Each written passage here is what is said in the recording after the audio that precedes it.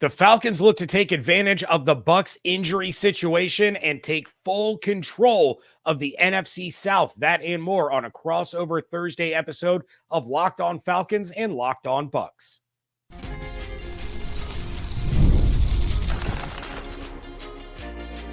You are Locked On Buccaneers, your daily Tampa Bay Buccaneers podcast. Part of the Locked On Podcast Network, your team every day. What's up, and welcome into this crossover Thursday episode of Locked On Falcons and Locked On Bucs, your daily podcast covering the Tampa Bay Buccaneers and Atlanta Falcons, part of the Locked On Podcast Network, your team every day. We want to thank you for making Locked On Bucs and Locked On Falcons your first listener view every day. Don't forget you can subscribe or follow for free on YouTube or wherever you get your podcasts. And of course, you can follow along on Twitter. I am James Yarcho, the host of Locked On Bucs at JYarcho_Bucs, joined by the often imitated, never duplicated Aaron Freeman, host of Locked On Falcons. You can find him on Twitter at Locked On Falcons because Twitter still hasn't unlocked at Falc fans, and that's a problem. But we are here with you every Monday through Friday, along with our everydayers. And for that, we want to share our appreciation for your continued support of the shows. Crossover Thursday is presented by Prize Picks. Go to prizepicks.com/LockedOnNFL and use code LockedOnNFL, all lowercase, to win $50 instantly when you play $5.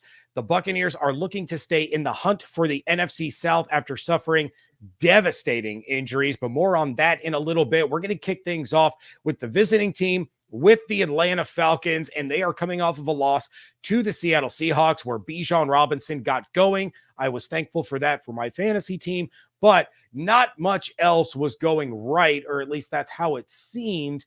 Aaron, what is the biggest story with the Falcons offense this week? Well, James, you're not wrong.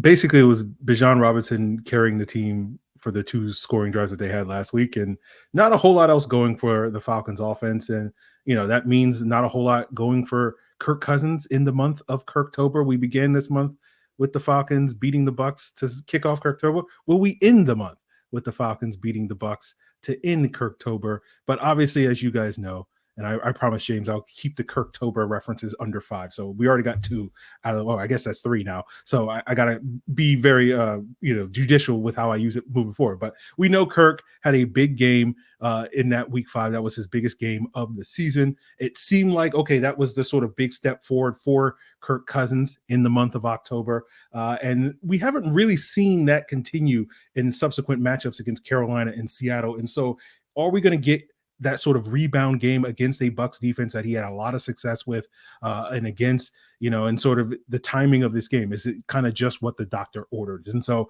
last week against Seattle, all the issues with Kirk Cousins, the age, the lack of mobility, some inaccuracy, lack of arm strength, all of those things kind of got exposed against that Seahawks defense. And, we didn't see those issues those issues become issues against the Bucs last time. And so the question is, will we look back at the Seahawks game as something of like, okay, they were able to sort of expose Kirk Cousins and other teams can follow that blueprint? Or is it kind of a one-off and we'll get back to Kirk playing at a high level? And it's the same conversation we're thinking about that week 5 win against the Bucs, right? That game right now through 7 games looks more like a one-off for Kirk Cousins, but he has an opportunity going up against that same defense to sort of build off of that and show, hey, the version of Kirk Cousins that Falcon fans can expect to see for the rest of the season is more what we saw at the beginning of the month rather than what we just saw this past week. Yeah, and it was, you go back to that Thursday night game, and towards the end, it almost seemed like neither team wanted to win. They both kept trying to give the game to the other team. As soon as it went to overtime, I knew it was over with the way that defense was playing. It's like, well, the Falcons won the coin toss. The Bucs are not going to see the football, barring any sort of miracle. But, Kirk Cousins, he had a field day against the Buccaneers. It was over 500 yards. What he had, 4 touchdown passes in that one. He didn't really need to do it against Carolina to be fair to Kirk, right? I mean, it's Carolina. You get out to a lead and you're not going to relinquish it because Carolina kind of stinks. But then, yes, Seattle was a really kind of interesting step back, I think, from an outsider's point of view, where it was like, okay, Seattle been playing decently. Geno Smith was playing all right, but I expected the Falcons to perform much better. against Seattle than they really did. And, Bijan could be the answer for Atlanta's offense this week as well. The Bucs run defense has not been great. They did a good job against Derrick Henry outside of 2 explosive runs. They held him to 43 yards on 13 carries, which is pretty solid. But, Bijan, much like Derrick Henry, once he gets past that first level, he's an explosive waiting to happen. And there's a lot of guys on this Bucs defense that he can outrun. So it'll be interesting to see how Atlanta approaches this. Are they going to try to do the same things that they did on Thursday night, where Kirk was just, absolutely zoned in and able to really pick apart the secondary? Or is it going to be a different approach and the Falcons have to adjust on the fly because of different things they're seeing from the Bucs defense? But we're going to talk more about that in a little bit. Let's talk about the Falcons defense. Again, coming off the loss, did struggle a little bit against Carolina. I know I just knocked them, but that game I'm sure was a little too close for comfort for a lot of Falcons fans. What's going on defensively for Atlanta heading into this week? Well, the Falcons defense is not good. It's as simple as I can say. It's not good. But there are signs of progress, with this defense. They're kind of changing how they're playing. They're playing a little bit more man coverage. They're sort of switching away, moving away from sort of a cover 3 based defense and incorporating more cover 2 and cover 6 these last couple of weeks. And there are just, again, you got to squint really hard to sort of see the signs of progress. But you saw the team really get after Geno Smith. Unfortunately for the Falcons, Geno Smith was able to avoid a lot of that pressure and still deliver some explosive plays down the field. And the Falcons defense, the only thing that they've really been good at this season has been preventing explosive plays, and they gave up 6 to the Seahawks in that first half. But I think for the Falcons this week going up against this Bucs matchup, again, I'm not expecting this Falcons defense to shut down this Bucs offense, even given some of the injuries that the Bucs are dealing with this week in the passing game.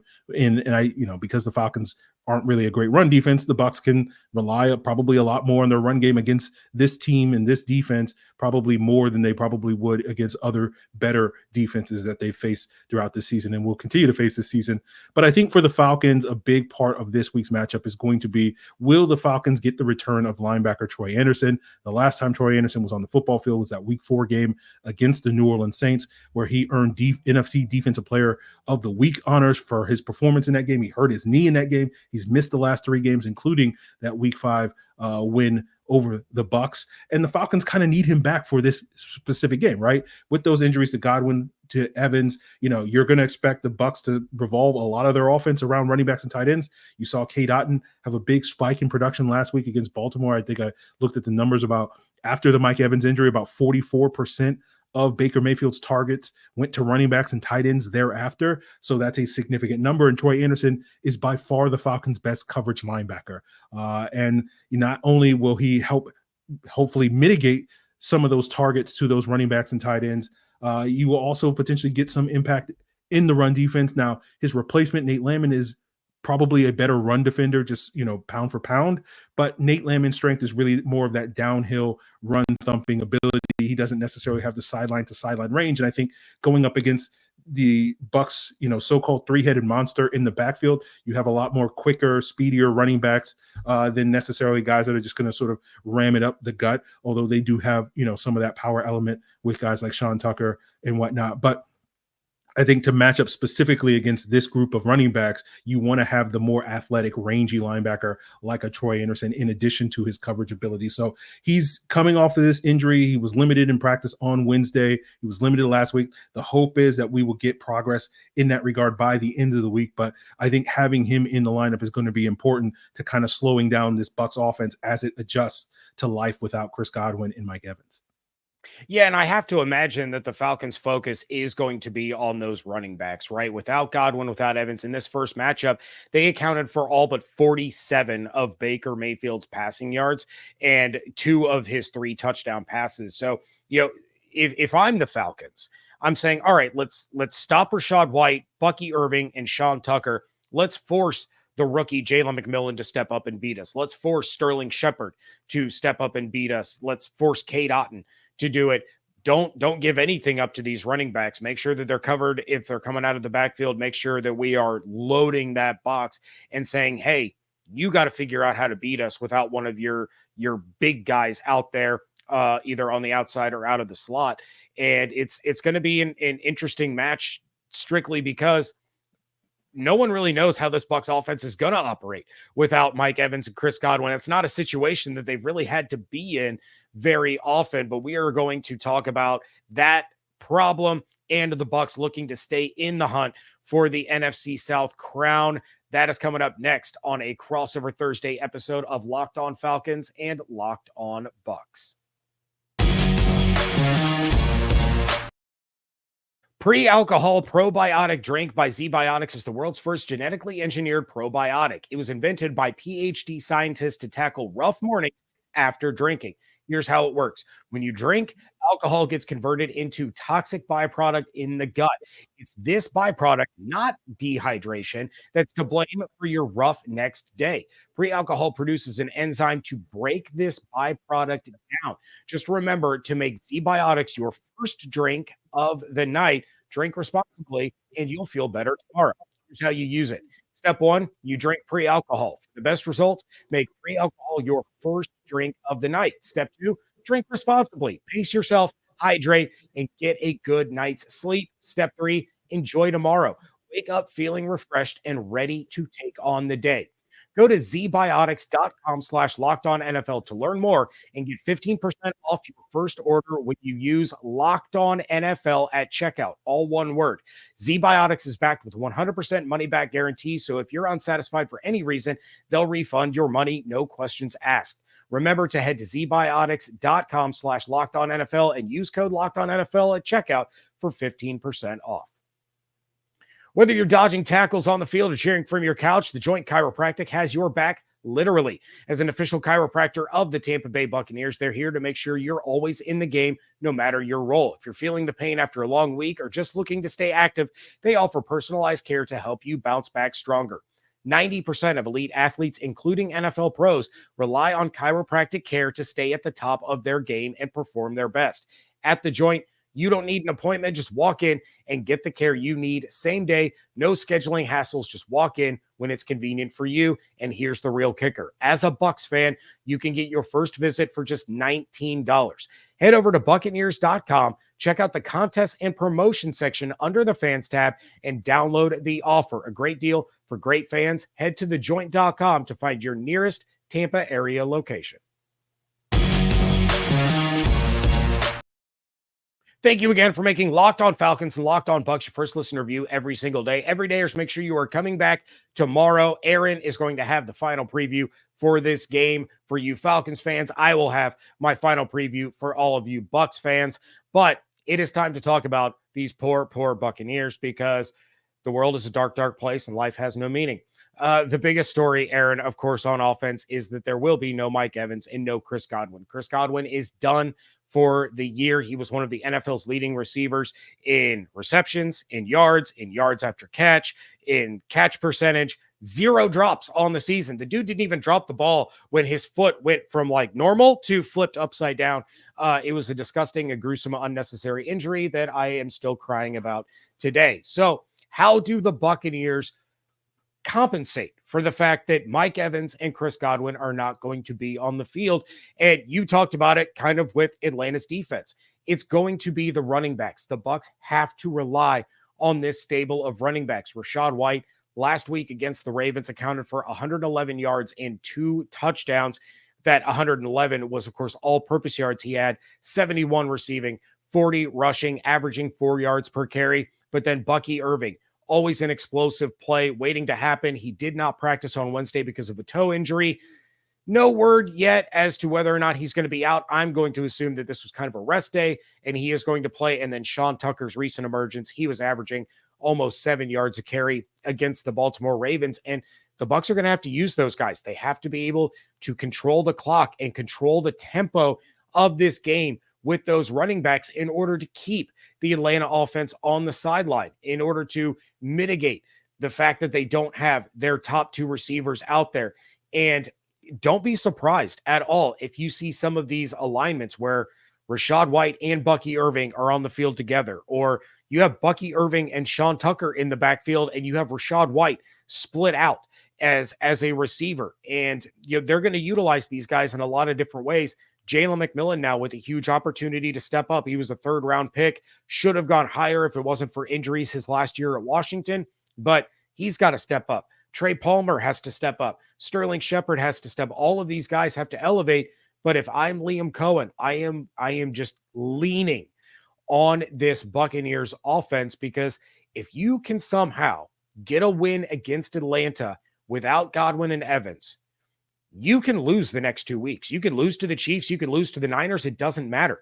Go into that bye week at 5-5, because on the other side, Mike Evans is back, and you get the Giants, you get the Raiders, you get the Panthers twice, you get the Saints again. You have a very, very favorable schedule where you could lose maybe 1 or 2 games and still end up winning the division.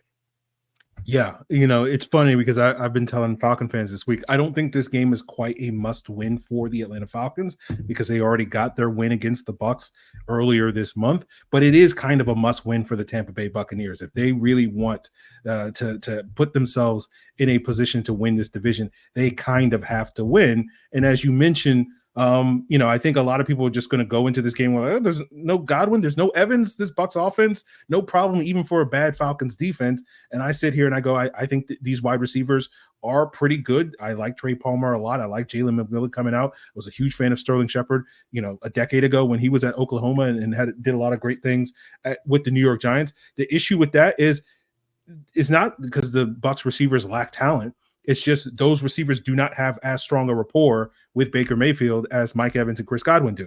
And so that's going to be, I think, the challenge for this Bucs offense. But the Falcons can't just sit and rest on their laurels and just say, oh, well, we can cover all these guys. If they give them opportunities, especially with the Falcons pass rush struggling as it has done this year and dead last in the NFL in sacks, if you give Baker Mayfield time, he'll be able to find these wide receivers down the field. But I agree with you. It's really going to be about the run game and this run defense for the Falcons and the run offense for the Bucs, that basically if the Bucs can run the football, then the wide receiver injuries don't really matter. That's basically what it boils down to. And we'll see if the Falcons can stop it. Yeah. And I mean, if the Falcons do win this game, I think that it's almost a lock that they win the division, because now you're looking, I don't see Atlanta losing to New Orleans or Carolina. So now you're looking at 6-0 in the division. That's a lot of ground for the Bucs to make up. And I'm glancing at the Falcons schedule. You guys have a little bit tougher of a schedule than the Bucs do down the stretch. Both of the teams still have to play Dallas. And both of them still have to play the Chargers and the Raiders and the Giants. Atlanta still has to face the Commanders. Atlanta still has to go to Denver. And that defense is all of a sudden legit. So there is help to be had if you're a Buccaneers fan in terms of looking ahead for the Atlanta Falcons, but maybe don't dig yourself that hole to begin with. And one of the ways that you don't dig that hole, let's talk about the Buccaneers defenses a little bit, is don't do what you did in the Thursday night game. Don't leave the middle of the field wide open for Darnell Mooney to have the biggest game of his career, for Kyle Pitts to have his best game of the season. The problem with this defense is that there are too many holes and there's not enough pass rush. You are now talking about a secondary that Jamel Dean is on injured reserve. He wasn't having a great year to begin with, but he's certainly better than Tyreek Funderburk, who is the undrafted rookie free agent who is now starting in his place. Now you have Tyke Smith, who started to come on strong, and it really started with that Falcons game and then against New Orleans. He was just absolutely unbelievable. He's probably going to miss this game with a concussion. That concussion was suffered Monday night. I don't think there's enough time for him to clear concussion protocol and play in this game. Then you don't have enough of a pass rush. One benefit that this Buccaneers defense has is that the first time these two teams played, there was no Antoine Winfield Jr. and there was no Kalijah Cansey. So now you're going to see a little bit of a change as far as that is concerned. But as Falcons fans, I'm sure, saw Monday night, the middle of the field was still wide open. Mark Andrews was out there looking like prime Gronk, and just gashing them with the short passing game to Justice Hill with the speed that he has. I think that could probably be a Tyler Algier role. Kyle Pitts is probably going to be able to have another good night. And then Zion McCollum's only one person. He's having a great year. So if he's up against Drake London, maybe Drake London doesn't have as good of a game, but now you still have to worry about Darnell Mooney. So there's a lot of shortcomings on this defense in terms of coverage. And if they can't get Yaya Diaby and Joe Tryon-Shoyinka going a little bit to get after Kirk Cousins, which they didn't do the first time around, it could be another really long day. Yeah. You mentioned Zion McCollum. Yeah, I feel like the Falcons can just not throw at him and treat him like a true number one wide receiver. If Darnell Mooney was, basically cooking Jamel Dean, I think he should do pretty good against Funderburg this week. And then, the Falcons love to put Drake London in the slot. He's been thriving in the slot over this past month. And so that's going to be another way, as you talk about, with the middle of the field being wide open. Like, I think the stats, depending on what source you look at, Kirk threw for 509 yards against the Bucs last time. Either 2/3 of those or 3/4 of those came in the middle of the field.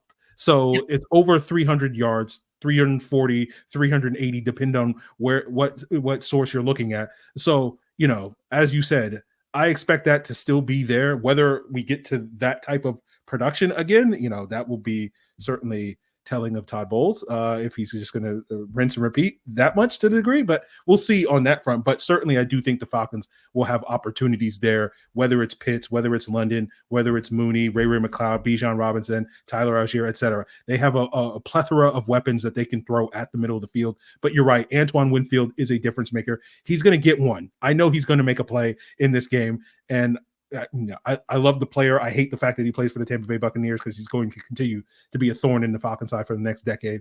But he will get a couple of plays in this game, and so hopefully it won't be the game-changing plays that win a sort of close and decide a close ball game. All right. Well, what are the three things that each team needs to do to get this win? That is coming up next on Locked On Falcons and Locked On Bucs. Hey, NFL fans, you can start this season with a big return on FanDuel, America's #1 sportsbook. So when you get a hunch in the middle of the game, you can check out the latest stats, view live play-by-play, and so much more on the same page where you place your bets. The Buccaneers are 2.5-point home underdogs to the Atlanta Falcons with an over-under of 45.5. And the Atlanta Falcons are still the favorites to win the NFC South at -180, while the Bucs are still sitting, shockingly, at +175. But if you want to get started on the action a little early, the Vikings are 3-point road favorites against the Rams with an over-under 48.5 on Thursday Night Football. If there was an award for people that miss parlays by one leg, I would be the MVP. I am the Tom Brady of missing parlays by one leg. You don't have to be like me, though, because you're going to get started with $200 in bonus bets guaranteed when you place your first $5 bet at FanDuel.com. That's FanDuel.com. Wrapping things up here on a crossover Thursday episode of Locked On Falcons and Locked On Bucs. And this crossover Thursday is presented by PrizePicks. Go to PrizePicks.com/LockedOnNFL. Use code LockedOnNFL, all lowercase, to win $50 instantly when you play $5. I missed my parlay for Thursday Night Football, and the only leg that I missed, Aaron, was Buccaneers money line. That was it. I hit everything else. Would have been over $1,000 payout, and your Falcons ruined it for me. So what are the three things that the Falcons need to do to ruin this Sunday's parlay for me? Well, first, James, I'll say if you're the Tom Brady of missing that last leg on the parlay, I'm the Peyton Manning of that. So, high five. Two peas in a pod. So the three keys to victory for the Atlanta Falcons is, number one, they got to stop the run. Number two, they got to win the turnover battle. And number three, they got to take advantage of matchups. All of these sort of build on the things that we've already been talking about, right? As I said, the wide receiver injuries won't matter if the Bucs can run the football. They were able to rush for over 100 yards against the NFL's best run defense, and they're going up against, I think, the run defense that, depending on what you're looking at, is somewhere in the bottom 10 against the Atlanta Falcons, somewhere between 23 and 28 or something like that. So if they could do it against the Ravens, they certainly can do it against the Falcons. So the Falcons are going to need to have to sort of key on that and be able to stop the run. If the Bucs get their run game going, they will be able to then eventually get their passing game going as well on third downs. The other thing with the win the turnover battle, right? The Bucs have given up a bunch of points the last couple of weeks to the Saints and Ravens off of turnovers, especially in the second quarter. We saw Jesse Bates get that critical forced fumble at the end of that fourth quarter in the Bucs game to help, sort of slow down the Bucs and prevent them from running out the clock in that. But we get a lot of Kirk Cousins chaos this season. And he has a turnover in 5 out of the Falcons' 7 games, and the 2 where he didn't, in against the Eagles and Panthers, he still put the ball in harm's way in both of those games. It just didn't result in a turnover. And as I said earlier, with Antoine Winfield coming back, if Kirk continues to put the ball in harm's way, I guarantee you, he will take advantage of it. He will find it to be in the right spot, just like Levante David. Two, again, thorns in the side. The Levante David stuff is just like 12 years of this. I'm like, just get out of here, man. Just retire, my guy. But will we get to see a cleaner game from Kirk Cousins? Maybe, but basically we just need him to be cleaner than the Bucs. So if he gets that one turnover, then the Falcons need to force 2 turnovers from Baker Mayfield, and we've seen that from Baker Mayfield the last couple of weeks. So the Falcons need to take advantage of that, and then they need to take advantage of the matchups, and that goes to basically attacking the middle of the field on offense, as we've discussed with the Bucs, leaving that part wide open, getting over 300 yards passing from Kirk Cousins in the previous matchup over the middle of the field. I basically, if my game plan, if I'm sitting in on the meeting with Zach Robinson, the Falcons offensive coordinator, I'm saying, let's get DHS, the Department of Homeland Security, involved in this, because I absolutely want to terrorize KJ Britt in this matchup. I want to find him, circle him, get him one-on-one against Bijan Robinson in the open field as much as humanly possible, and absolutely terrorize this man all day long, all night long, come Sunday. So that is, to me, the type of thing that I want to see the Falcons take advantage of in this game. Yeah, and in that last meeting, the turnover battle was tied. Both teams with one. The Bucs had the fumble. Kirk immediately throws the interception to Levante David, and I think that was kind of the moment, honestly, where it turned in favor of the Falcons, because the Bucs thought they had the game won when Levante got that interception. There was too much time left on the clock, but yeah, you're 100% right. As much as I've criticized KJ Britt and kind of thrown him under the bus, I guess is what I'm looking for, I haven't seen a quarterback attack him as well as Kirk Cousins did. And I lost count of the number of replays where he is just baiting KJ Britt, just moving him wherever he wants to move him with his eyes, and then going the complete opposite direction. I don't know what kind of mystical hypnotic power Kirk Cousins has over KJ Britt, but he's able to just maneuver him wherever he wants and then pick apart that middle of the defense. It's going to be a tall task for the Bucs defense. But again, Antoine Winfield Jr. could change some things there. For the Bucs, they have to pressure Kirk Cousins. For the love of God, pressure Kirk Cousins. Defend the middle of the field and then use those running backs. I talked about it on our last crossover, that number to hit was 20%. You had to pressure Kirk Cousins on 20% of his dropbacks, and that was where you started to see his numbers drop. The Bucs did not do that the first time around. He had all day to pick apart the Bucs defense. They have to ramp up the pressure. They have to send blitzes. Kalijah Kancey's going to help that. Yaya Diaby has been coming on strong. I believe he has 3 sacks over the last 2 games. Joe Tryon-Shoyinka has to win his one-on-one matchups, but you have to get that pressure there, or Kirk Cousins is going to pick you apart over the middle of the field. So how are you going to defend the middle of the field this time? Antoine Winfield Jr. He has to be the center fielder. Jordan Whitehead struggled against the Ravens, but overall he's had a really good season. But you're short on players in the secondary.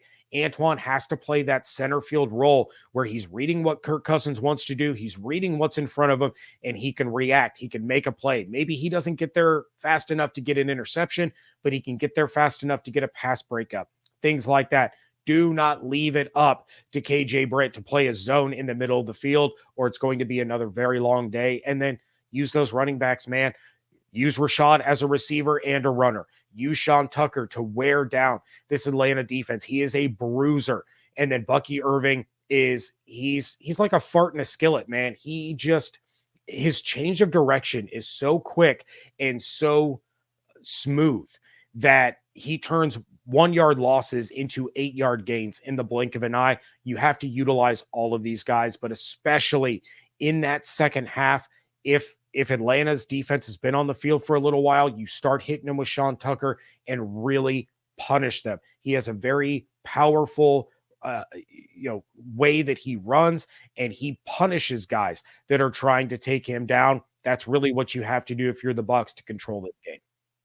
Absolutely. So I guess we'll find out which of these teams, take our advice and execute these keys to victory and come away with a win that will either, potentially seal the NFC South crown for the Atlanta Falcons. Hopefully, again, you can never count the Falcons to not blow a lead in this world. But this is a must-win game for the Bucs. This is a really important to win game, kind of, but not necessarily their season is over and their playoff hopes are dashed if the Falcons don't come away. And is that a motivating factor for the Bucs to get this win at home going into the season? I didn't necessarily expect the Falcons to sweep the Bucs, but given these injuries, given some of these advantages we're talking about, I feel like the odds have gone up in the last couple of days. But will the Falcons be able to take advantage of it? We'll see you on Sunday.